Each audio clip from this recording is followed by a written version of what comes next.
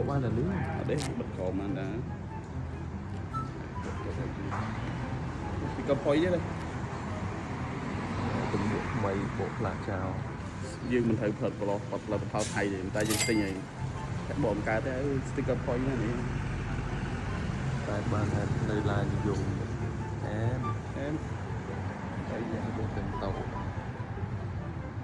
នឹងហើយអ្នកទាំងអស់គ្នាចង់ vlog នេះគឺជា vlog ថ្ងៃទី 3 នៅឡាវពួកយើងជិះមកដល់ថាខេតហើយផឹកឡើងហ្នឹងគឺយើងត្រូវយកម៉ូតូទៅ check ហើយចាក់សាំងហើយខ្ញុំក៏បានចូលទៅទិញមួកមួយព្រោះអីមួកចាស់ខ្ញុំហ្នឹងគឺប្រើអត់កើតហ្មងវាអត់កញ្ចក់នៅខាងមុខហើយដំណើរបន្តរបស់យើងថ្ងៃហ្នឹងគឺចេញពីថាខេតហ្នឹងទៅវៀងចាន់ទៅទីក្រុងវៀងចាន់ហ្មងអញ្ចឹងបន្ទាប់ពីទៅហ្នឹងមុននឹងទៅគឺ